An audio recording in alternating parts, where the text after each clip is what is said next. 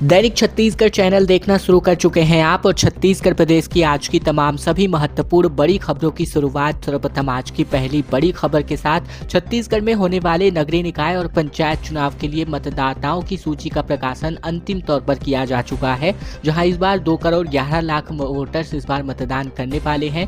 निर्वाचन आयोग ने प्रदेश में अंतिम मतदाताओं की सूची का प्रकाशन कर दिया है, जहाँ बीते दिन मुख्य निर्वाचन पदाधिकारी रीना बाबा साहेब कंगाले ने राजनीतिक दलों के साथ बैठक करके अंतिम मतदाताओं की सूची की जानकारी दी है। विशेष संक्षिप्त पुनरीक्षण के बाद 1 जनवरी 2025 की तिथि में प्रदेश में मतदाताओं की कुल संख्या 2 करोड़ 11 लाख 5,391 हो चुकी है। इनमें से 1 करोड़ 4 लाख 27,842 पुरुष मतदाता हैं, जबकि 1 करोड़ 6 लाख 76,821 महिला मतदाताओं की संख्या है, जिनमें 728 तृतीय लिंग के मतदाता भी शामिल हैं। इसके अलावा 18 से 19 साल के आयु वर्ग की अगर हम बात करें तो 4 लाख से अधिक मतदाताओं ने इस बार रजिस्टर किया है। सरगुजा संभाग में कड़ाके की ठंड और शीतलहर की स्थितियां इन दिनों देखने को मिल रही है, जहां उत्तरी हिस्से यानी सरगुजा संभाग में शीतलहर चल रही है। सर्द हवाओं की वजह से यहां कड़ाके की ठंड देखने को मिल रही है। अंबिकापुर और मैनपाट में सुबह और शाम के वक्त ठिठुरन का माहौल है, तो वहीं रविवार को अंबिकापुर में रात का पारा 6.5 डिग्री के आसपास दर्ज किया गया है, जो कि प्रदेश में सबसे ठंडा स्थान रहा।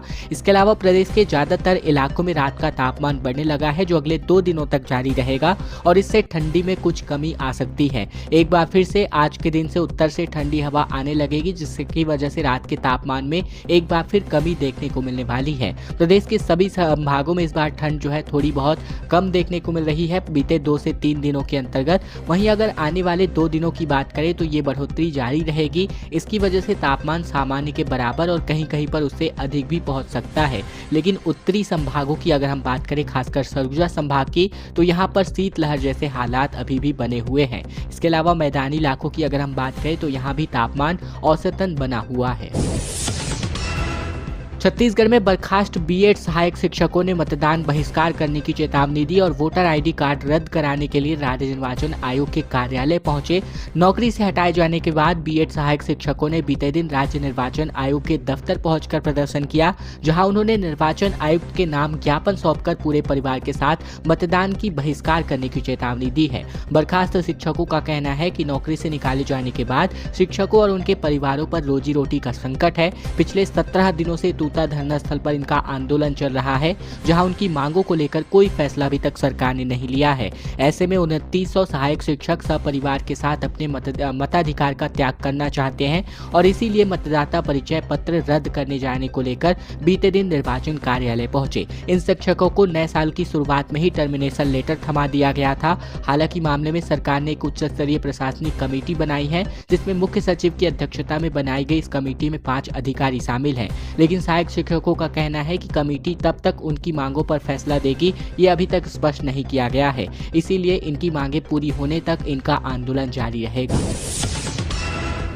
छत्तीसगढ़ में युवाओं के लगातार हाल बदहाल हैं। इसी कड़ी में आरक्षक भर्ती गड़बड़ी के मामले में परीक्षा रद्द कराने की मांग को लेकर रायपुर में अभ्यर्थियों ने फॉर्म भरा और कहा कि एडमिट कार्ड भी मिल चुका है और अब कह रहे हैं ओबीसी जनरल के लिए पद नहीं।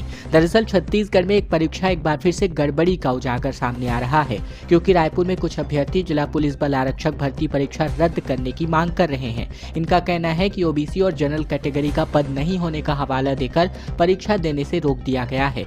दरअसल बीते दिन माना में आरक्षक यानी ड्राइवर की भर्ती परीक्षा को लेकर हंगामा हुआ।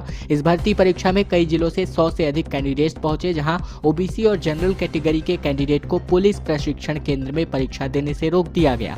जांजगीर से फिजिकल टेस्ट परीक्षा देने पहुंचे गोपाल प्रसाद साहू ने बताया कि हम सुबह से ही यहां पर अपनी फिजिकल टेस्ट देने पहुंचे हैं, लेकिन हमें अंदर जाने नहीं दिया जा रहा।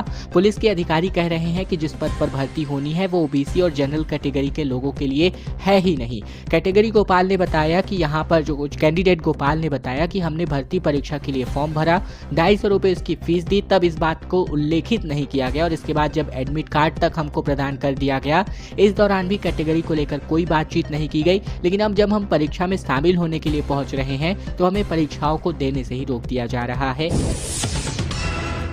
छत्तीसगढ़ में बीजेपी जिलाध्यक्षों की नियुक्ति को लेकर के कांग्रेस की लिस्ट का इंतजार अब देखने को मिल रहा है। छत्तीसगढ़ में बीजेपी ने रायपुर, दुर्ग, भिलाई, कोरबा समेत कुल मिलाकर 15 संगठन जिलाध्यक्षों के अध्यक्षों की घोषणा कर दी है, लेकिन इस मामले में अब विपक्षी पार्टी कांग्रेस पिछड़ती नजर आ रही है।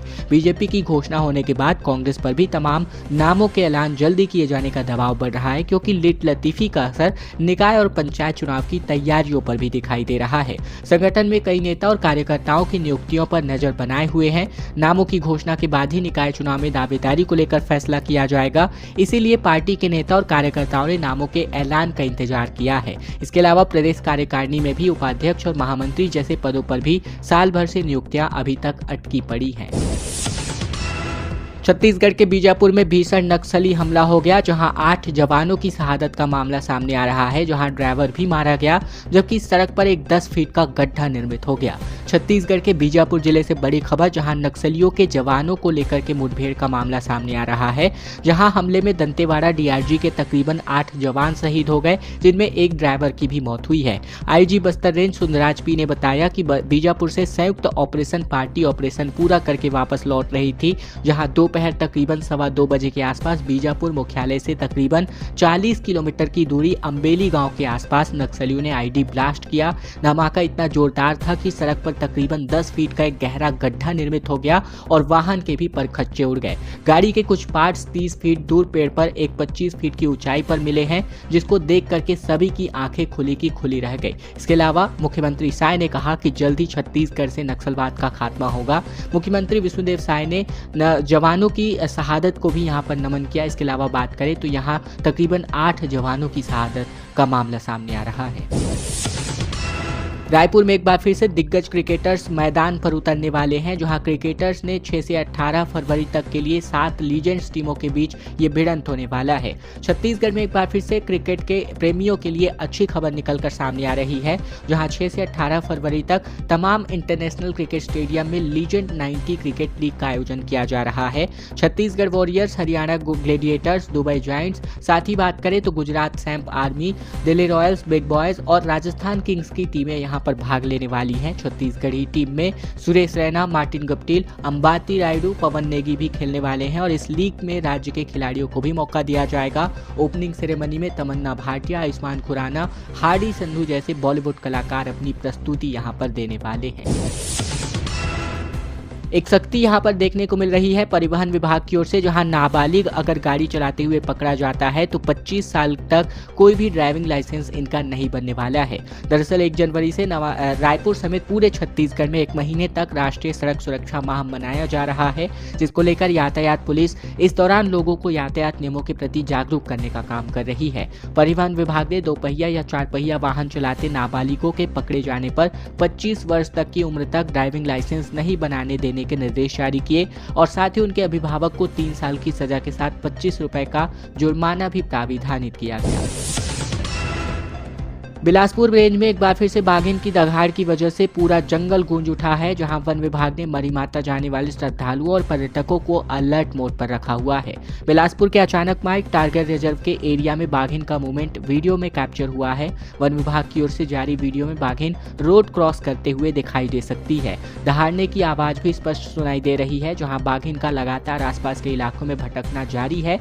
जंगल को छोड़कर वो गाँव और पर्यटन स्थल के करीब पहुंच रही है, तो वहीं 2 दिन से उसे बेलगहना वन परिक्षेत्र के खोगसरा और भनवार टंक इलाके में देखा गया है, जिसके चलते वन विभाग ने आसपास के लोगों के साथ ही मरी माता जाने वाले श्रद्धालुओं और पर्यटकों को अलर्ट किया है। तकरीबन 2 महीने पहले विभाग ने बाघिन को चिरमिरी के जंगल से रेस्क्यू किया था और इसमें जीपीएस सिस्टम के साथ ही कॉलर आईडी लगाकर अचानक मार्ग टाइगर रिजर्व में छोड़ा गया था। मुख्यमंत्री सीएम साय ने जांजगीर चांपा को 183 करोड़ की सौगात दी और मुख्यमंत्री ने कहा कि विकसित छत्तीसगढ़ के निर्माण के लिए हमारी सरकार प्रतिबद्ध है। इस अवसर पर नवविवाहित 57 जोड़ों को सीएम ने शुभकामनाएं दी। दरअसल आयोजित कार्यक्रम के अंतर्गत सामूहिक विवाह समारोह में नवविवाहित 57 जोड़ों को नए दाम्पत्य जीवन में प्रवेश के लिए इन्होंने शुभकामनाएं दी और उन्होंने इस अवसर पर 183 करोड़ 41 लाख रुपए की लागत के तकरीबन 285 विकास कार्यों का लोकार्पण और भूमि पूजन किया, जिसमें 118 करोड़ की लागत के 112 कार्यों का भूमि पूजन जबकि 65 करोड़ के 173 कार्यों का लोकार्पण शामिल है। कार्यक्रम में इंडस सॉफ्ट कंपनी प्रोजेक्ट संचार के अंतर्गत सिद्ध ITI के साथ मिलकर निःशुल्क टेलीकॉम प्रारंभ करने, ICICI मिशन DG सक्षम के अंतर्गत शासकीय स्कूलों में निःशुल्क कंप्यूटर स्थापना करने संबंधित तमाम MOU पर हस्ताक्षर किए गए। तेज धमाके के साथ भिलाई स्टील प्लांट दहल उठा, जहां ब्लास्ट फर्नेस 5 में धमाका हुआ और हादसे की तरह चारों तरफ गर्म लोहा बिखर गया, जिसकी वजह से अफरा तफरी मच गई। भिलाई स्टील प्लांट के अंतर्गत ब्लास्ट फर्नेस 5 में बीते दिन एक अचानक से बड़ा विस्फोट हो गया और इसके अंदर भरा हुआ गर्म लोहा चारों तरफ बिखर गया, जिससे वहां पर काम कर रहे लोगों में अफरा तफरी मच गई। गनीमत ये रही कि किसी की जान यहां पर नहीं गई। जानकारी के मुताबिक ब्लास्ट फर्नेस 5 में पहले से लीकेज की शिकायत थी, जिसके बाद BSP के इंजीनियर ने 9 जनवरी को इसे बंद करने का निर्णय लिया था, जिसके बाद भी फर्नेस में लोहा पिघलाने का कार्य लगातार जारी था। सरगुजा से बड़ी खबर, जहां विधायक ने छात्राओं को लाठी चलाने का गुर सिखाया। आत्मानंद स्कूली छात्राओं को प्रशिक्षण दिया और नान चाकू की भी प्रशिक्षण यहां पर ये विधायक दे चुके हैं। अंबिकापुर के सीतापुर विधायक रामकुमार टोप्पो स्कूली छात्र छात्राओं को आत्मरक्षा के गुर सिखा रहे हैं। विधायक ने स्वामी आत्मानंद विद्यालय में पहुंचकर छात्र और छात्राओं को लाठी चला करके आत्मरक्षा करने का गुर सिखाया। इसके पहले स्कूली छात्राओं को नान चाकू का प्रशिक्षण भी इन्होंने दिया था। विधायक ने कहा कि छात्राओं को आत्मरक्षा का प्रशिक्षण लगातार दिया जाएगा। सैनिक से विधायक बने रामकुमार टोप्पो सरगुजा के सीतापुर विधानसभा क्षेत्र में लगातार स्कूली छात्राओं को आत्मरक्षा का प्रशिक्षण दे रहे हैं। विधायक ने बतौली ब्लॉक के शांतिपुरा हायर सेकेंडरी स्कूल की छात्राओं को नान चाकू चलाने का भी प्रशिक्षण कुछ महीने पहले दिया था, जिसका वीडियो सोशल मीडिया पर खूब वायरल हुआ था। छत्तीसगढ़ के प्रसिद्ध पत्रकार मौत मामले में पोस्टमार्टम रिपोर्ट में सिर पर 15 निशान निकलकर सामने आ रहे हैं। लिवर के 4 टुकड़े कर दिए गए, गर्दन तोड़ दी गई और साथ ही हार्ट यहां पर फटा हुआ मिला है। छत्तीसगढ़ के बीजापुर जिले के पत्रकार मुकेश चंद्राकर के हत्याकांड के मामले में अब मुख्य आरोपी और मास्टरमाइंड सुरेश चंद्राकर की गिरफ्तारी हो चुकी है। चंद्राकर को स्पेशल इन्वेस्टिगेशन टीम यानी SIT ने 5 जनवरी की देर रात हैदराबाद से गिरफ्तार किया। फिलहाल उससे पूछताछ जारी है। आरोपी सुरेश पत्रकार मुकेश चंद्राकर का चचेरा भाई है। मामले में सुरेश के 3 सगे भाइयों समेत 4 आरोपी पहले ही पकड़े जा चुके हैं। मुकेश की पोस्टमार्टम रिपोर्ट में सिर पर चोट के 15 निशान पाए गए थे। कितनी बुरी तरह हत्या की गई इसका अंदाजा इसी बात से लगा सकते हैं कि लिवर के 4 टुकड़े मिले, गर्दन टूट गई और फिर हार्ट भी फट गया था। 5 पसलियां भी टूटी हुई पाई गई थी। पोस्टमार्टम करने वाले डॉक्टर के मुताबिक 2 या 2 से अधिक लोगों ने मुकेश की हत्या की है। मुकेश के शरीर पर इतना तेज वार किया गया है कि शरीर के कई अंग जख्मी हो गए। मीडिया से बातचीत करते हुए डॉक्टर ने बताया कि उन्होंने 12 सालों में कभी भी ऐसा केस नहीं देखा। CM साय ने कहा कि चंगाई सभा के जरिए लगातार धर्मांतरण हो रहा पूरे छत्तीसगढ़ में। दरअसल मुख्यमंत्री विष्णुदेव साय ने कहा कि चंगाई सभा के माध्यम से धर्म परिवर्तन किए जा रहे हैं। कई संस्थाएं और विधर्मी लोग लगे हुए हैं जो सनातन को कमजोर करने का काम कर रहे हैं। ये बात मुख्यमंत्री ने गरियाबंद में आयोजित गायत्री परिवार के एक कार्यक्रम में कही। CM ने खुले तौर पर मंच से कहा कि कुछ अधर्मी लोग और संस्थाएं आदिवासियों को जनजाति क्षेत्र में लोगों को बहकाने का काम कर रहे हैं। वे कहते हैं कि आदिवासी हिंदू नहीं है, ये कहकर सनातन के देवी देवताओं से जनजाति क्षेत्र के लोगों को दूर किया जा रहा है। खबरों का सिलसिला बस यही तक का था। वीडियो अगर आपको पसंद आए तो वीडियो को लाइक करना बिल्कुल मत भूलेगा। चैनल पर अगर आप अभी भी नए हैं तो चैनल को जरूर सब्सक्राइब कर लीजिएगा, ताकि प्रतिदिन की महत्वपूर्ण खबरें छत्तीसगढ़ के समाचार हम आप तक रोजाना पहुंचा सकें।